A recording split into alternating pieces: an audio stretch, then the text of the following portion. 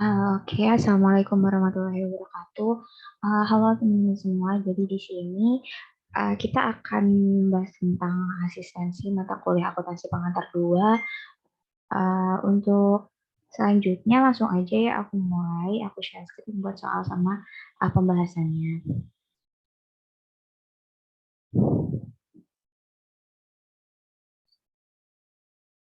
Oke, jadi di sini udah ada, di sebelah sini ada soal dan juga sini ada pembahasannya. Dimulai dari soal yang pertama dulu ya.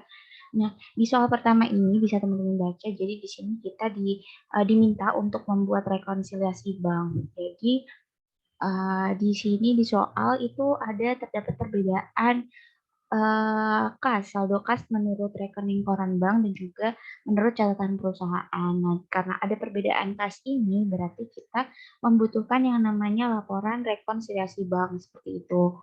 Jadi dimulai aja. Untuk yang pertama, saldo kas menurut rekening koran bank itu sebesar 38.215. Nah, teman-teman langsung buat seperti ini, lalu ditulis saldo kas yang menurut bank sebesar 38.215. Lalu yang kedua ini saldo kas menurut catatan perusahaan sebesar 37.172. Nah, ditulis di sisi sebelahnya yang menurut perusahaan sebesar 37.172.000. Lalu, yang poin ketiga, setoran yang dilakukan oleh perusahaan sebesar 14.500.000 belum dicatat oleh bank. Nah, karena belum dicatat oleh bank, berarti kita catat di bagian pencatatan bank sebelah kanan sini. Sampai akhir bulan Desember, belum dicatat oleh bank sampai dengan akhir bulan Desember 2020. Berarti ini kan ada setoran perusahaan, berarti kasnya itu bertambah yang di bank, berarti dimasukkan ke bagian penambahan. Setoran dalam perjalanan sebesar 14.500.000. Lalu yang poin keempat ada beban administrasi bank sebesar 100.000 belum dicatat oleh perusahaan. Nah, namanya beban administrasi, terus belum dicatat oleh perusahaan, berarti kita catat di sisi perusahaan. Beban administrasi berarti itu dia mengurangi kas, berarti kita masukkan ke pengurangan. Beban administrasi bank sebesar Rp100.000. Lalu, bank telah menagih piutang wesel dari pelanggan sebesar 14.600.000, termasuk di dalamnya bunga sebesar 100.000. Transaksi tersebut sampai akhir bulan Desember belum dicatat oleh perusahaan. Karena belum dicatat oleh perusahaan, berarti kita catat di sisi perusahaan. Menagihkan piutang wesel. Piutang weselnya dia ditagih, berarti kasnya bertambah, berarti kita masuk ke penambahan. Bagian penambahan berarti piutang wesel sebesar 14.500.000, lalu bunganya sebesar Rp100.000. Lalu bank melakukan kesalahan pencatatan terhadap pengeluaran cek sebesar 4.750 yang seharusnya dicatat ke rekening PT Carakani Dia Sport, salah dicatat ke perusahaan lain, yaitu catat ke sini ke punya PT Chandra Buana Sport. Nah, karena melakukan kesalahan pencatatan yang dia tuh berarti kan saldo kasnya tuh di bank itu berkurang. Nah, aturan kan nggak berkurang. Nah, berarti kita masuk ke penambahan di sini. Aturan kasnya bertambah. Jadi kesalahan pencatatannya sebesar 4.750. Kayak gitu. Yang di bagian bank ya, saldo kas menurut bank. Lalu sebuah cek yang diterima oleh dari pelanggan PT Maju Sentosa sebesar 1.200.000 dikembalikan oleh bank karena tidak cukup dananya. Jadi jadi PT Maju Sentosa ini memberikan cek kepada bank, tapi cek tersebut tuh kurang dananya. Jadi cek kosong, berarti kita masuk ke pengurangan yang bagian perusahaan. Jadi di perusahaan itu dimasukkan ke bagian pengurangan cek kosong sebesar 1.200.000. Karena cek tersebut dikembalikan oleh bank. Lalu pendapatan bunga bank sebesar 725 belum dicatat oleh perusahaan. Maka dicatat di sisi perusahaan, pendapatan bunga bank sebesar 725.000. Lalu cek yang ditarik oleh perusahaan dan belum dicairkan ke bank sampai dengan akhir Desember 2020. Nah, ini cek yang udah diberikan perusahaan kepada pemegang ceknya, tapi sama pemegang ceknya itu tuh belum dicairkan dananya tuh ke bank sampai akhir Desember. Berarti kan aturan saldo kas di bank, kalau misalnya ini udah dicairin, kan aturan berkurang. Nah, karena belum cairin berarti masih ada tuh saldonya, berarti harus kita kurangi. Jadi di pengurangan ada cek yang masih beredar sebesar jumlah ini. semuanya dimasukin. Lalu cek nomor 5632 sebesar 2.857 dalam pembukuan perusahaan saat dicatat sebesar Rp 2.875.000. Nah, cek tersebut digunakan untuk membayar utang usaha kepada pemasok. Jadi ini kan dicatatnya itu melebihi dicatatnya itu melebihi yang realnya. Realnya kan 257, tapi dicatatnya 875. Jadi kan dia lebih besar. Berarti aturan kita masih punya kas di situ. Jadi taruh di penambahan kas sebesar selisihnya Rp18.000. Kesalahan pencatatan sebesar Rp18.000. Lalu kalau misalnya sudah dimasukin semua, nah ini kita jumlahkan terus kita kurangi. Jadi saldo kas awal ditambah sama penambahan lalu dikurangi sama pengurangannya. Ketemu saldo akhir kasnya sebesar 51.215.000. Nah, yang menurut Bank itu juga sama, saldo awal ditambah penambahan lalu dikurangi sama pengurangannya. Nanti pokoknya saldo akhir kas itu antara perusahaan dan juga bank itu harus sama. Jadi ini sama-sama saldo akhir kas yang benar Rp51.215.000 kayak gitu. Nah, itu yang pertama susun laporan rekonsiliasi udah, lalu buat ayat jurnal penyesuaian. Nah, ayat jurnal penyesuaian dari laporan rekonsiliasi bank ini tuh yang disesuaikan itu hanya yang ada di laporan perusahaan, yang menurut perusahaan sini. Nah, ini semuanya dibuat jurnal penyesuaian. Jadi yang pertama itu tadi ada pembayaran wesel, pembayaran piutang wesel, jadi kasnya bertambah, piutang wesel berkurang. Terus ada pendapatan bunga dari piutang wesel tadi jadi pendapatan bunga wesel kasnya bertambah, pendapatan bunga wesel di sisi kredit. Lalu ada pendapatan bunga bank, berarti kasnya bertambah, terus di sisi kreditnya pendapatan bunga bank. Terus 31 Desember itu ini ada kesalahan pencatatan. Ini kan kasnya bertambah Rp18.000. Lalu pendapatannya bertambah Rp18.000. Lalu di pengurangan beban administrasi bank berarti kasnya yang di sisi kredit sebesar 100.000. Lalu cek kosong 1.200.000 berarti tadi kan piutang usahanya bertambah lagi, lalu kasnya berkurang sebesar Rp1.200.000. Nah, itu untuk soal nomor 1 membahas tentang tadi laporan rekonsiliasi bank. Lanjut untuk soal yang kedua.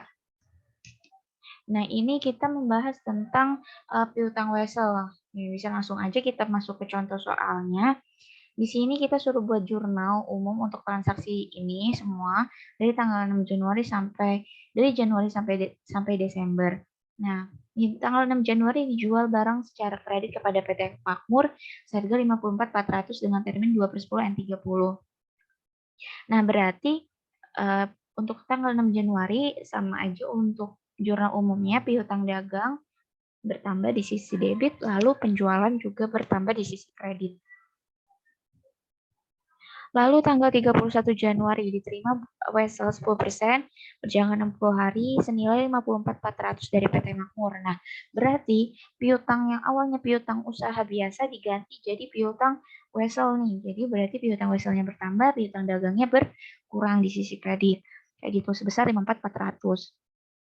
Nah, dijual barang dagang secara kredit PT Sukses 62 juta diterima sebar wesel, berarti piutang wesel di debit, lalu penjualannya di kredit 62 juta.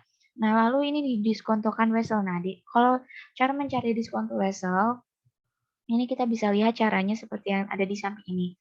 Jadi, tadi PT Makmur itu kan menerbitkan wesel 10% kan, berjangka 60 hari. Berarti kita cari dulu bunga weselnya. Bunga weselnya itu didapat dari persenan tadi 10% dikali jangka waktunya 60 per 360 karena dia hari, jadinya per 360. Jadi kalau misalnya dia berapa bulan, jangka waktunya bulan, itu berarti per 12 bulan setahun. Lalu dikali nilai weselnya 54.400, ketemu bunganya Rp906.666,67. Lalu untuk nilai jatuh temponya berarti sama dengan nilai weselnya yang 54.400 ditambah sama bunganya. Ketemu dan nilai jatuh temponya 55.306.666,67. Lalu tadi pada tanggal 2 Maret itu didiskontokan sebesar 12% diskontonya. Berarti kita hitung dulu dari tanggal 31 Januari yang pasti terbitin wesel sampai tanggal 1 Maret sebelum didiskontokan itu berarti kan udah lewat 30 hari. 60 hari dikurangi 30 hari jadi masih sisa 30 hari lagi. Berarti sisa harinya 30 hari kan. Nah, berarti dari situ kita cari diskontonya tuh berapa. Cara nyari diskontonya berarti persenan diskonto 12 dikali 12% dikali 30 per 360, 30-nya ini sisa hari, lalu dikali sama nilai jatuh tempo yang 55 juta ini sekian. Jadi ketemu diskontonya sebesar 553,066,67. Jadi nilai jual vessel untuk tanggal 2 Maret itu berarti nilai jatuh temponya dikurangi sama diskonto, ketemu 54.753.600 rupiah. Nah, nilai jual vessel ini nanti dimasukkan ke jurnal umum berarti ke kas. Jadi pendapatan kita itu sebesar nilai jual vesselnya tadi 54.753.600. Lalu piutang vesselnya tadi berarti berkurang di sisi kredit sebesar 54.400 sesuai sama nilai vesselnya. Lalu kita ada pendapatan bunga sebesar 353.600 rupiah kayak gitu. Nah, ini mungkin untuk contoh soal yang diskonto ya. Lalu di sini diminta untuk membuat jurnal penyesuaian yang diperlukan. Nah, jurnal penyesuaian ini kita perlukan kalau misal ini. Jadi di sini ada vessel yang belum jatuh tempo sampai tanggal 31 Desember. Nah, vessel yang belum jatuh tempo itu harus kita sesuaikan di jurnal penyesuaian. Kita harus menghitung bunganya berapa yang belum diterima kayak gitu. Jadi caranya di sini kita bisa dilihat tanggal 2 Oktober ini dijual barang dagang secara kredit pada toko Maharani Rp 65 juta diterima wesel 6 bulan. Nah, jadi kan untuk 6 bulan berarti kan belum jatuh tempo sampai Desember. Jadi Oktober, November, Desember baru lewat 3 bulan. Berarti masih sisa 4 bulan. Nah, di sini masih sisa 4 bulan ini kita cari piutang bunganya yang masih harus kita terima berarti sama dengan 12% tingkat bunganya dikali dengan sisa bulannya 4 bulan per 12 dikali 65 juta. Berarti bunga yang masih harus kita terima itu ada sebesar 2.600.000. Nah, bunga itu kita catat di jurnal penyesuaian gitu, ada piutang bunga sebesar 2.600.000 dan pendapatan bunga sebesar 2.600.000 kayak gitu. Nah, itu untuk jurnal penyesuaian. Lalu kita masuk ke soal ketiga. Nah, di sini kita diminta untuk mencari nilai akhir persediaan barang. Nilai persediaan barang akhir itu berapa? Menggunakan tiga metode ini, FIFO, weighted average method, dan simple average method. Nah, kalau untuk FIFO, caranya seperti ini. Tadi dari soal yang ini, sudah aku ringkas di sini, jadi langsung aku gedein aja nih. Nah, jadi ini untuk persediaan tanggal 1 sebesar 800 unit harganya sekian. Sampai selanjutnya ini ada pembelian dan juga penjualannya. Berarti kita cari nih untuk nilai persediaan akhir. Nah, cara mencari persediaan akhir berarti kita persediaan awal ditambah sama pembelian selama 1 bulan, lalu dikurangi penjualan selama 1 bulan. Jadi persediaan akhirnya itu kita punya sebesar 2.230 unit. Nah, ini untuk persediaan akhir. Berarti untuk metode FIFO, berarti kan first in, first out. Berarti yang pertama kali masuk, dia yang pertama kali keluar. Kalau kita mau nyari persediaan akhir, berarti kan yang masih ada di gudang itu berapa sih gitu kan. Nah, berarti yang awal-awal ini otomatis dia udah kejual. Karena kan first in first out berarti yang pertama kali masuk kan berarti persediaan dulu dong yang awal. Nah itu berarti udah terjual. Berarti kalau kita mau nyari yang persediaan yang masih ada di gudang berarti kita cari dulu dari yang paling akhir, pembelian paling akhir kayak gitu. Jadi untuk yang pertama itu berarti dari tanggal 31 Desember sebesar 400 unit harganya 102. Berarti dikali nilai persediaannya 40.800.000. Lalu 540 dari pembelian yang ini harganya 170.000, terus nilai persediaan berarti 91.800. Lalu 500 unit lagi dari pembelian ini sebesar harganya 177.000 berarti nilai persediaan 88.500. Dan seterusnya ini ke atas sampai nanti unit ini kalau dijumlahin itu hasil akhirnya, pokoknya persediaan akhirnya 2.230 unit. Nah, misalkan tadi ini udah sampai 400. Nah, berarti sampai sini kita kurang berapa sih buat sampai 2.230? Berarti kurang 390. Nah, 390-nya itu diambil dari yang ini. Pembelian yang harganya 170.000 per unitnya. Berarti ketemu nanti 390 kali 170, 66.300. Nah, nanti ini ditambah nih semuanya harganya ketemu deh 365.400 itu untuk nilai persediaan akhirnya kalau menggunakan metode FIFO. Lalu lanjut untuk metode weight average method. Nah, kalau metode weight average method ini semua harganya dari persediaan terus sama pembelian itu semuanya tuh dikali lalu nanti dijumlah di total semuanya.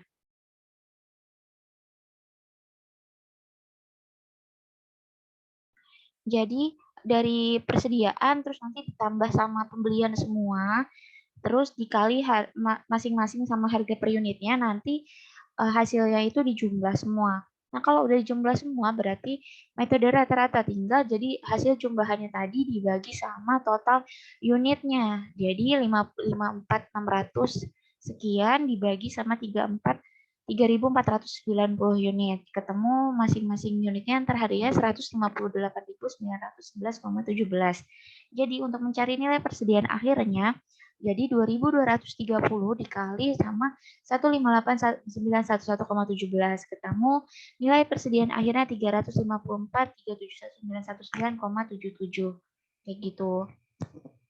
Lanjut ke metode yang terakhir, simple average method, itu gampang aja, tinggal semua pembelian unitnya dibagi sama persediaan lalu ditambah berapa kali kita membeli. Jadi ini kan pembelian itu ada 6 kali, ditambah 1 kali itu persediaan, berarti dibagi 7. Jadi hasilnya 498,57. Jadi persediaan akhirnya tinggal 2.230 dikali 498,57, ketemu hasilnya sekian.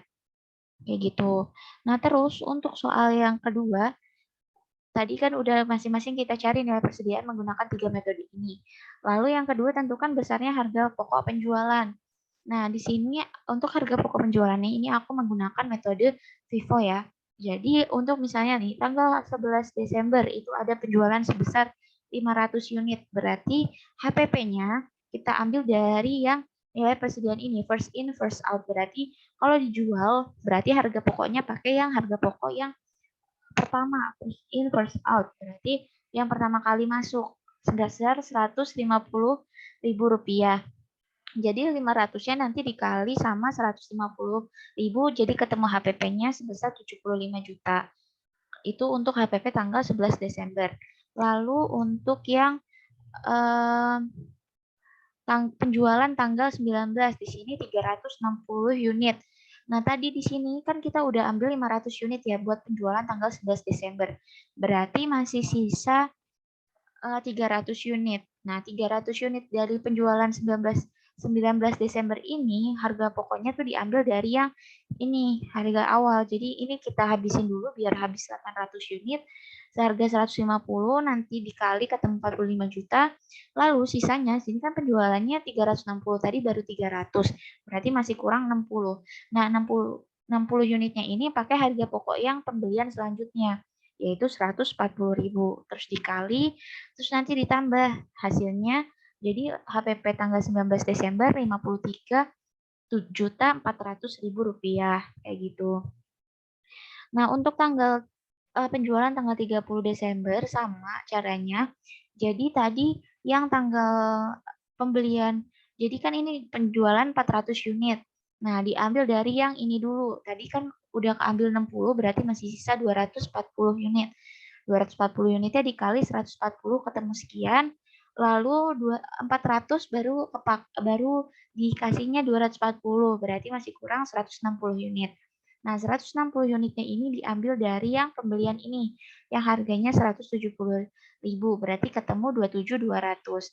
Nah, jadi HPP tanggal 30 Desembernya ada 60.800. Kalau total, jadi total untuk harga pokok penjualan selama bulan Desember ini itu ada Rp189.200.000 kayak gitu. Nah, mungkin sekian pembahasan dari soal asistensi untuk UTS pada mata kuliah akuntansi pengantar 2. Mungkin sekian yang bisa aku sampaikan. Terima kasih. Aku tutup. Wassalamualaikum warahmatullahi wabarakatuh.